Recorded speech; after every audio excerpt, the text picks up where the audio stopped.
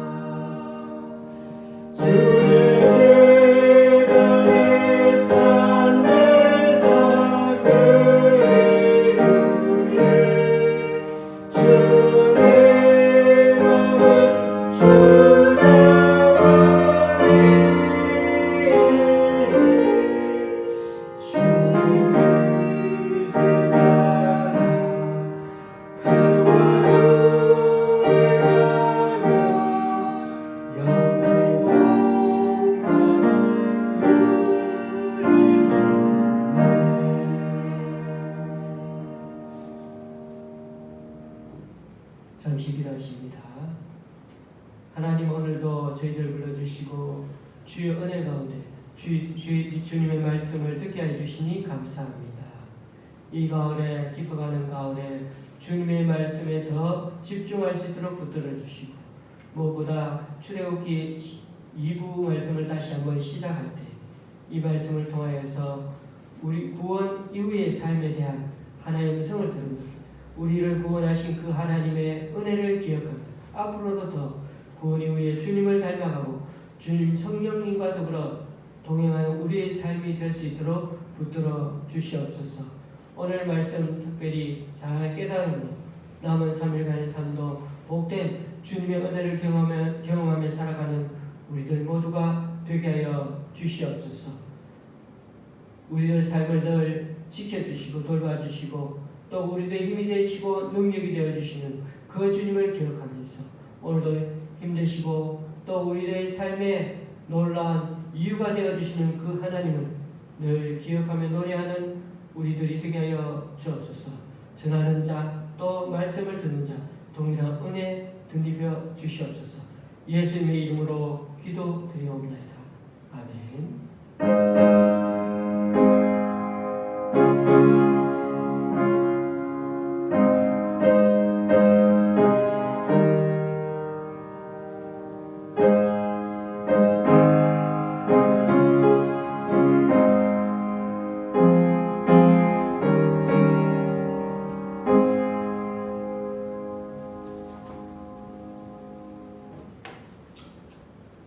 오늘 말씀은 출애굽기 15장 1절에서 6절까지입니다. 제가 가지고 있는 구약 성경은 103쪽입니다. 출애굽기 15장 1절에서 6절까지입니다.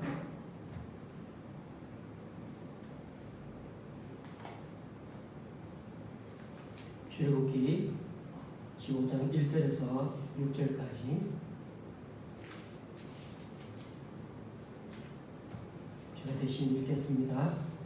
이때 모세와 이스라엘 자손이 이 노래로 여호와께 노래하니 일렀으되 내가 여호와를 찬송하리니 그는 높고 영화로우시요 말과 그 탄자를 바다에 던지셨습니다. 여호와는 나의 힘이요 노래시며 나의 구원이시로다. 그는 나의 하나님이시니 내가 그를 찬송할 것이요 내 아버지의 하나님이시니 내가 그를 높이리로다. 여호와는 용사시니 여호와는 그의 이름이시로다. 그가 바로의 병거와 그의 군대를 바다에 던지시니 최고의 지휘관들이 홍해에 잠겼고 깊은 물이 그들을 덮으니 그들이 돌처럼 깊음 속에 가라앉았도다. 여호와여 주의 오른손이 권능으로 영광을 나타내시니이다. 여호와여 주의 오른손이 원수를 부수시니이다. 아멘. 우리는 오늘부터 출애굽기 2부인 광야 여정을 살펴보게 됩니다. 14장까지는 애굽을 나오는 과정에 대한 얘기입니다.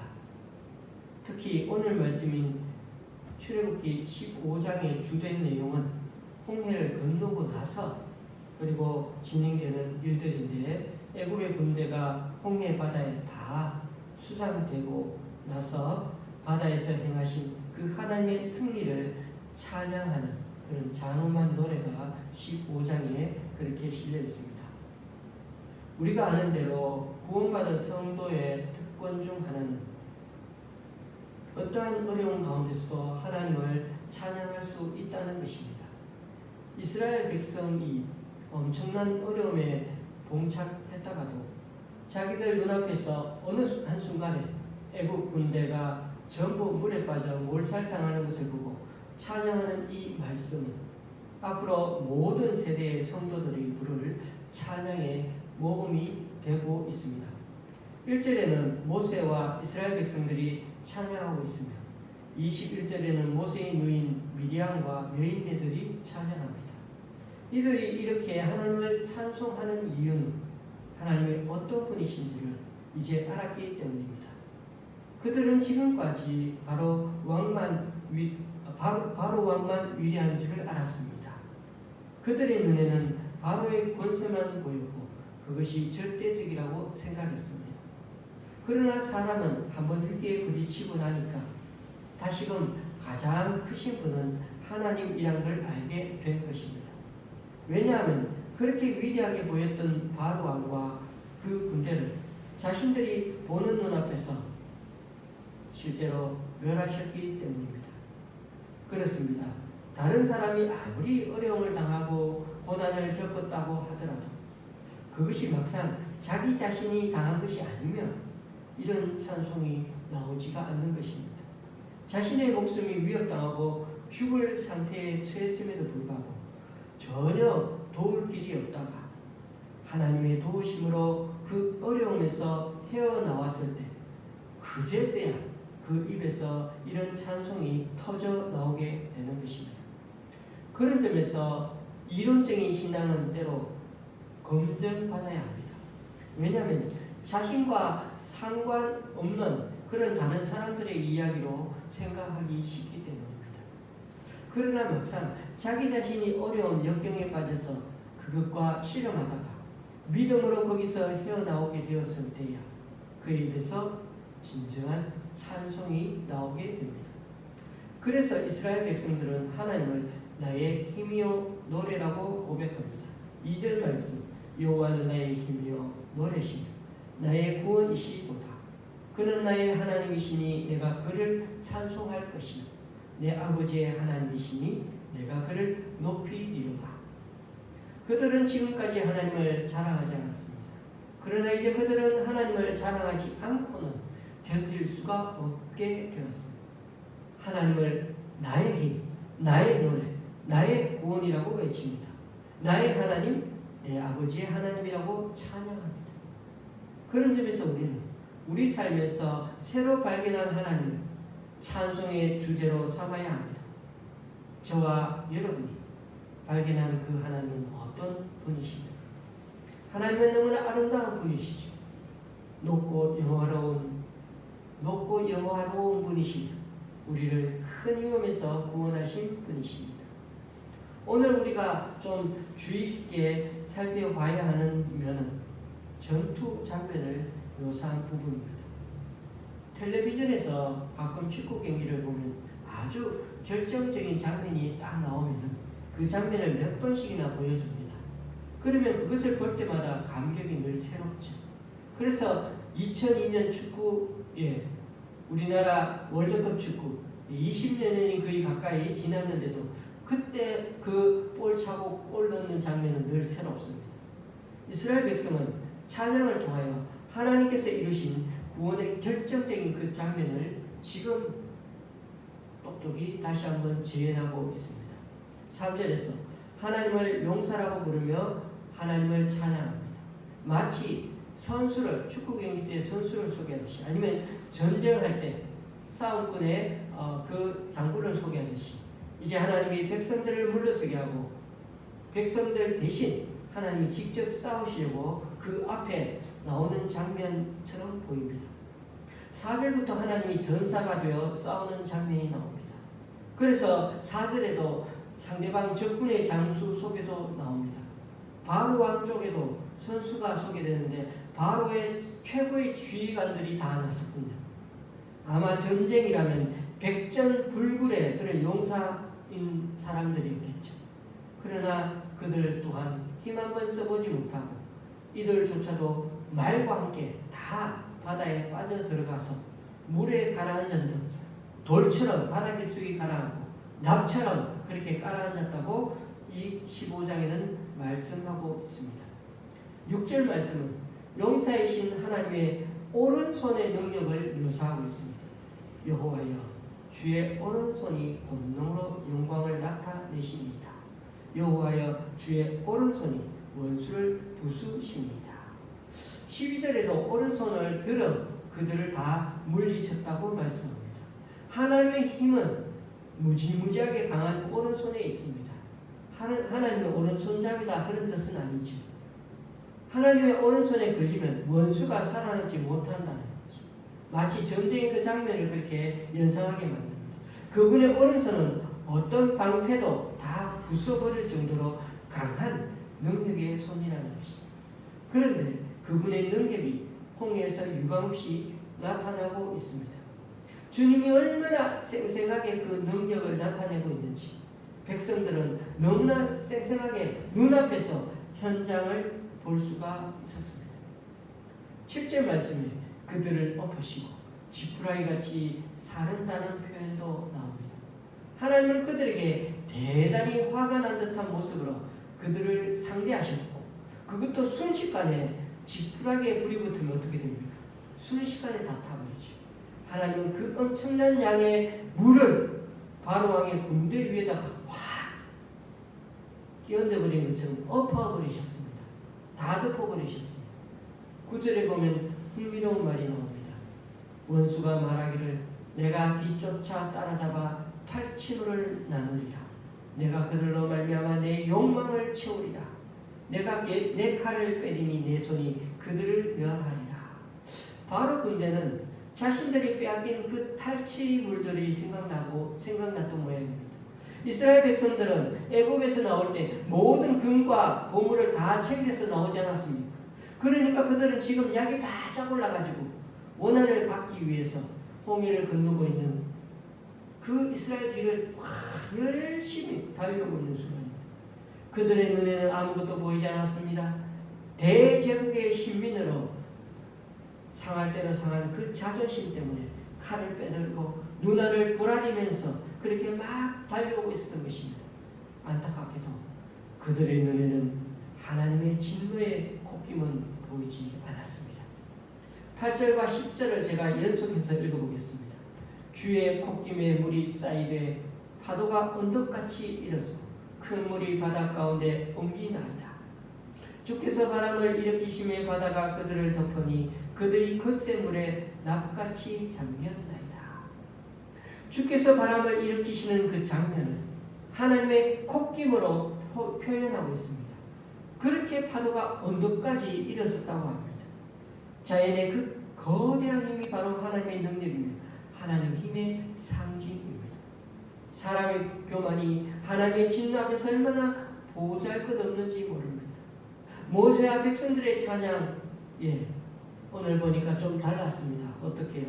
하나님께서 갈라진 바다를 다시 합치게 해가지고 애국 군대를 다 확 죽이셨습니다 라고만 하고 말한 것이 아니라 그때 일어난 일을 눈앞에 그려지도록 아주 생생하게 재현하고 자세히 말하고 있는 것입니다. 홍해에서 애국 군대가 몰살했다는 이 소식, 그것을 이렇게 이스라엘 백성이 똑똑히 기억하고 있었던 것처럼 애국 군대가 몰살했다는 이 소식은 너무나 큰 일이었기 때문에 주변 나라가 다 알게 되었습니다. 분명 하나님께서 하신 일인데도 그 당시 신은 그 나라의 신, 즉 지역신이었기 때문에 이스라엘 민족의 신이 더 주목받게 되어야 되는데 이스라엘 민족이 주목받게 되었습니다. 그래서 항상 전쟁이면 이기면 그 나라의 신이 이기게 되는 것이고, 그래서 그 민족이 더 대단하게 보여지는 것입니다. 하나님의 승리는 결국 다른 나라들 하여금 이스라엘을 두려워하게 하셨습니다. 당시 대제국 이집트를 물리친 것에 대해 큰 놀라움과 두려움이 주위에 있는 모든 나라들에 임하였고, 그들은 다시는 이스라엘을 만만하게 여기거나 자신들이 먼저 공격하거나 노략의 대상으로 생각하지 못했던 것입니다. 물론 단 하나 예외는 있었습니다. 아말렉 족속이 겁도 없이 도둑떼들이 되어가지고 덤벼들었지만 결국 이 아말렉 족속도 여호수아 장군에게 박살이 났죠. 당시 대제국 이 이집트, 이 제국을 물리친 것이 이만큼 그런 프리미엄이 생기고 이스라엘 백성이 엄청난 그런 혜택을 누리게 된 것, 그 또한 하나님의 은혜였던 것입니다. 여러분, 안식이라는 것이 바로 이런 것입니다. 주위에서 건드리는 자가 없는 것이 바로 안식입니다. 여러분, 예배 드리는데 방해하거나 도둑들이 들고 훔쳐간다면 얼마나 불안하겠습니까? 하나님께서 지켜주시기 때문에 우리는 안식하고 있는 것입니다. 그래서 이스라엘 백성은 마음껏 광야를 헤매며 도중에 텐트를 어디에서든 치고 율법을, 하나님 말씀을 들을 수가 있었고 또 편안히 잠을 잘 수도 있었던 것입니다. 세상에서 우리는 평안을 원하며 살려고 하지만 그러나 늘 전쟁과 불안한 소문이 끊이지 않는 게 우리들 삶입니다. 북한이 오늘도 탄도미사일을 동해 쪽으로 쏘았다죠. 얼마 전에도 쏘았는데 말입니다. 한편으로는 사람들 마음에 불안을 조성시키게 만드는 거고 또 다른 한편으로는 자기네들 좀 관심 가져달라는 그런 손짓 아니겠습니까? 지금 자신들 경제와 사회가 어려우니까 좀 도와달라는 제스처이기도 한 거겠죠. 교우님들, 6.25 전쟁 이후로 벌써 60여 년이 흘렀습니다. 국토가 다 피폐해졌었는데 그나마 허리띠 졸라매고 살아와서 지금까지 이렇게까지 읽어놓은 게 참 기적이고 또 감사의 제목이지 않습니까?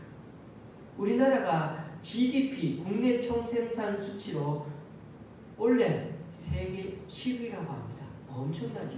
조금 있으면 캐나다도 따라잡을 기세입니다. 그러므로 지금 우리에게 닥친 코로나 사태와 부동산 경제 혼란 등등이 있을지라도 우리가 좀 더 힘을 합해 잘 이겨낼 수 있기를 바랍니다. 지금 우리가 혼란스러워도 또 한편으로는 지금만큼 많은 혜택과 편의시설, 행복한 삶의 질을 가진 때가 없었지 않습니까? 앞으로도 우리 자신들이 겸비하여 주님 앞에 늘 겸손히 엎드릴 줄 아는 우리들이 되어야 할 것입니다. 다시금 말씀을 한번 정리하면서 마치고자 합니다. 19장 바로 앞에서는 백성들이 홍해 앞에서 난리가 났습니다. 앞에는 홍해가 있고 바로 뒤에는 애국 군대가 들이닥치고 있었습니다. 진퇴양난의 상황에서 백성들은 몹시 두려워하며 울부짖고 있었죠. 그때는 이스라엘 백성들 눈에는 무섭게 달라오는 그 애굽의 병거와 마병밖에 보이지 않았죠. 자기들이야말로 도관에 든 쥐와 같았고 팔이 목숨만도 못한 것 같았습니다. 그런데 백성들은 알지 못했지만 백성들과 함께 계신 분이 있었습니다. 그분은 지혜와 능력의 신입니다. 그분은 애굽의 병거와 마병을 일부러 바다 한복판으로 끌고 와서 그들을 모두 바다에 천어수장시키셨습니다. 자신이 있었기 때문에 대제국의 군대를 바다 쪽으로 유인했던 것입니다. 이처럼 눈에 보이지 않는 한 분이 큰 구원을 이루셨습니다. 그분의 병거는 바다 위를 달리는 파도와 같았습니다. 그분은 성난듯이 달려오셔서 원수의 군대를 바다에 쳐넣으셨습니다. 그분이 활을 당기시는 것은 눈에 보이지 않았습니다.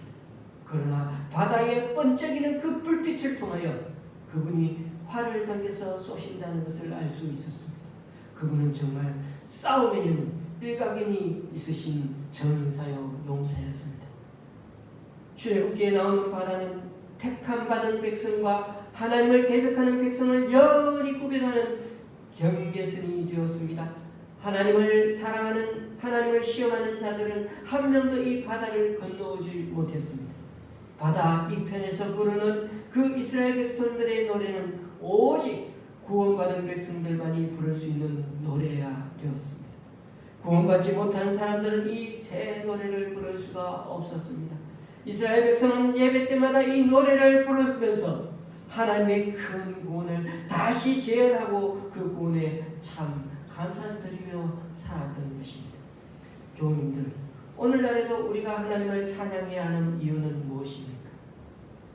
그것은 오늘도 주님께서 우리를 이 악의 세력에 그대로 내버려 두시지 않기 때문입니다.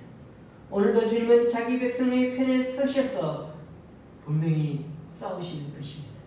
우리가 하나님의 백성으로 부름받을 때 악한 사탄의 세력은 가만히 있지 않습니다.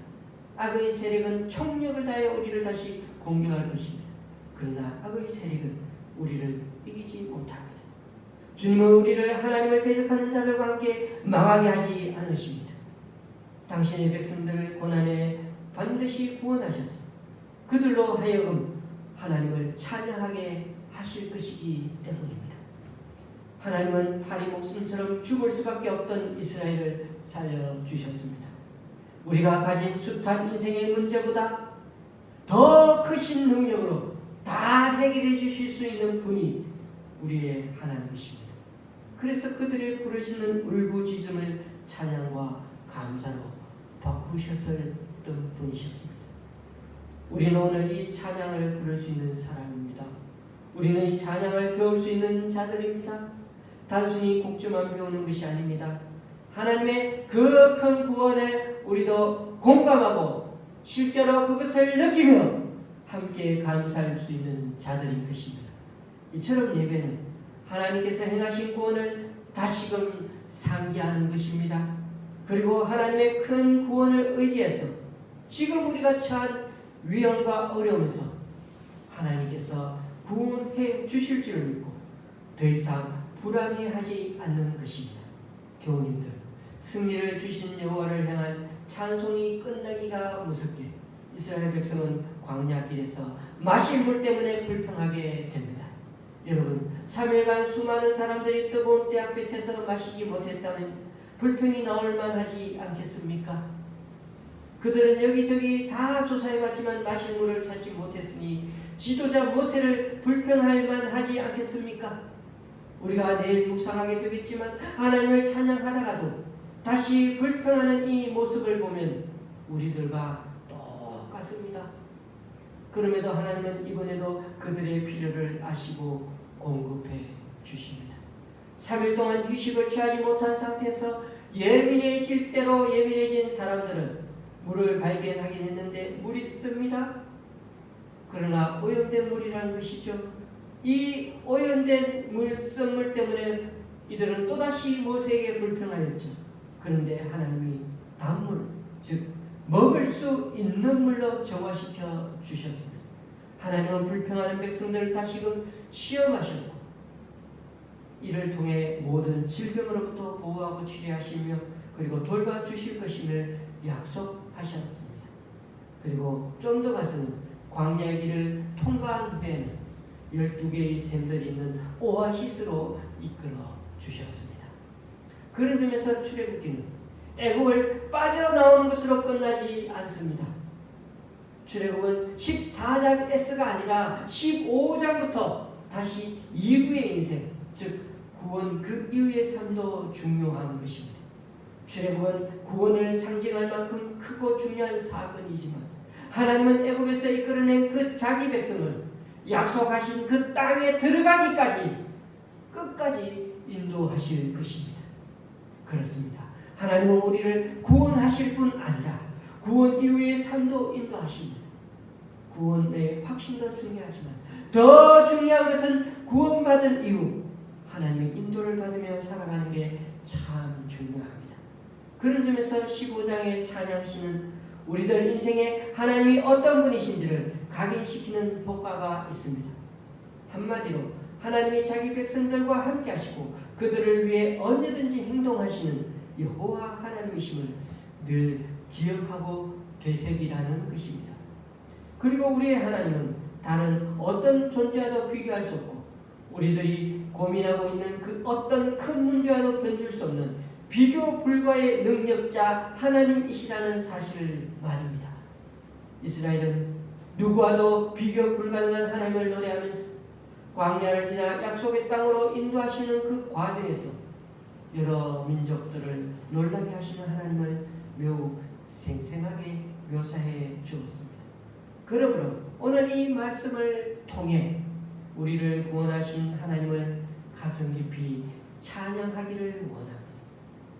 쉽지 않은 이후의 삶이지만 그 속에서도 우리 주님 의지하며 나아갈 때 강한 용사 전사가 되셔서 직접 우리 앞에서 우리를 대신해 싸워주시는 하나님을 기대하십시다. 우리의 문제를 잘 해결해 주실 거라고 하나님을 더 크게 믿는 것이 아니라 원래부터 우리들 문제와 걱정보다도 더 크신 더 능력 많고 위대하신 하나님이시기에 더 의지하며 살아가는 우리가 될 수 있기를 바랍니다. 기도하시겠습니다. 파리 목숨같이 순식간에 죽을 뻔했던 이스라엘 백성들을 강한 능력으로 구원하여 주신 우리 하나님을 찬양합니다. 이들의 찬송이 실제 위기 가운데 터져 나왔던 것처럼 우리 또한 이론적인 신앙이 아니라 이 어려운 역경 가운데 믿음으로 이겨내면서 고백하는 진정한 찬송과 감사가 되게 하여 주옵소서. 여호와는 나의 힘이여 노래시며 나의 구원이시로다. 그는 나의 하나님이시니 내가 그를 찬송할 것이요 내 아버지의 하나님이시니 내가 그를 높이리로다. 모세와 백성들의 이 찬양이 그저 하나님께서 홍해에 빠뜨려 애국 군대를 다 죽게 하셨다고만 한 게 아니라 그때 일어난 일을 눈에 그려지도록 상세하게 재현하고 노래한 것처럼 우리 삶 속에 역사하신 그 은혜를 기억하고 앞으로도 주님을 더 의뢰할 수 있는 우리들이 될 수 있기를 원합니다.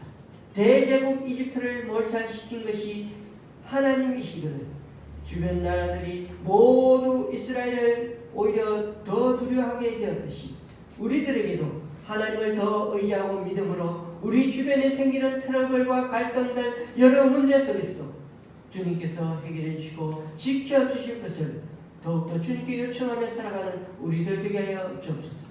우리들 삶 속에서 주님이 주시는 참된 안식을 그리하여 경험함으로 앞으로도 넉넉히 주님 따라 마음 편하게 또한 무엇보다 더 신앙의 여유를 갖고 살아가는 그런 우리들 되게 하여 주옵소서.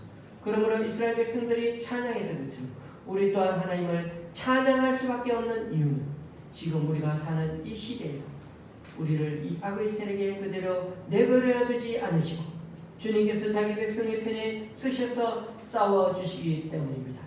우리가 가진 숱한 인생의 문제보다 더 크신 능력으로 다 해결해 주실 수 있는 분이 우리 하나님이심을 믿기에 또 우리들의 부르시는 그 울부짖음을 찬양과 감사로 바꿔주심을 믿기에 남은 3일간 삶도 더 주님을 의지하며 살아가는 우리들이 되게 하여 주옵소서. 예수님의 이름으로 기도드리며 이제 우리 모두 주님께서 가르쳐 주신 기도를 주님께 올려드리오니 하늘에 계신 우리 아버지여 이름이 거룩히 여김을 받으시오며 나라에 임하옵시며 뜻이 하늘에서 이룬 것 같이 땅에서도 이루어지이다. 오늘날 우리에게 일용할 양식을 주옵시고 우리가 우리에게 죄 지은 자를 사하여 준 것 같이 우리 죄를 사하여 주옵시고 우리를 시험에 들게 하지 마옵시고 다만 악에서 구하옵소서. 대개 나라와 권세와 영광이 아버지께 영원히 싸움나이다. 아멘.